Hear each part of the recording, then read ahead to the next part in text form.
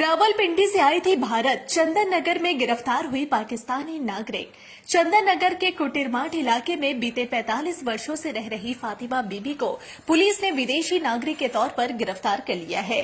Police सूत्रों के मुताबिक साल 1980 में फातिमा अपने पिता के साथ टूरिस्ट वीजा पर भारत आई थी।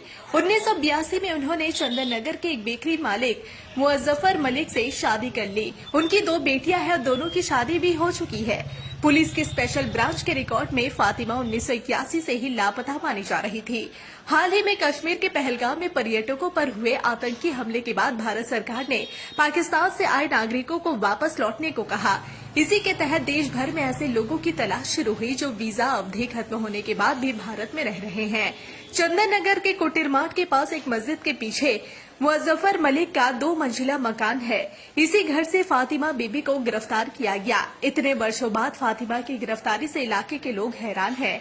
उनका कहना है कि फातिमा यहीं की नागरिक है और उनकी पूरी जिंदगी यहीं बीती है।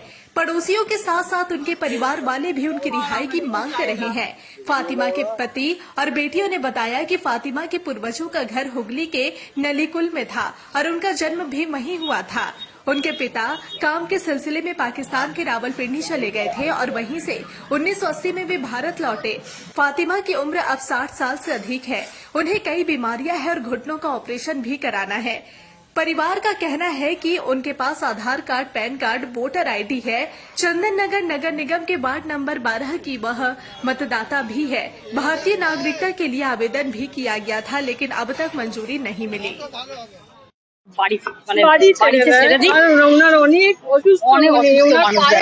অপারেশন করতে বলেছে হাঁটুতে, আর কিছু নয়।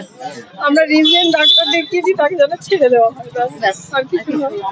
আমাদের ইন্ডিয়ান নাগরিক যখন বছর 4-5 ছিল, তখন ওর বাবা মা পাকিস্তান নিয়ে চলে যায়। নিয়ে যাওয়ার পরে ওইখানে যখন বড় হয়ে উপযুক্ত হয়ে যায়, তখন ওখানে আপনার মা বাবার আবার ভিসা করে নিয়ে আসে, টুরিস্ট ভিসা নিয়ে আসে। তখন এখানে আর মা বাবারা 10 বছর হয়ে গেছে, আর যাতায়াত বন্ধ করে দিয়েছে। এখানে মেয়ের বিয়ে দিয়ে দিয়েছে। মেয়ের বিয়ে দিয়ে যাওয়া 50 বছর 55 বছর হয়ে গেছে।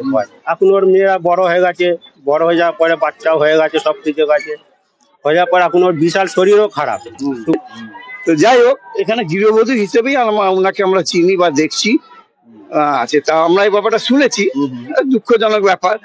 এবার বাকি পুলিশের কাছে যদি কোনো ইনফরমেশন থাকে, আমার তো মনে হয় এনার বাড়িতে আরো যারা মানুষজন আছেন তাদের সঠিক তথ্যটাই পরিবেশন করাই দরকার। প্রশাসনের সামনে কোনো কিছু না লুকিয়ে সঠিক তথ্য, সঠিক ঘটনা, সঠিক বিষয় বললে জিনিসটা হালকা হবে। তার যদি 2জন সন্তান থাকার পরও এখন তাকে, ওনার তো ওখানে কেউ নেই, কার কাছে যাবে? ওনার তো সারাটা জীবন এখানে কেটে গেল। এখন পাকিস্তানে উনি গিয়ে করবেন কি?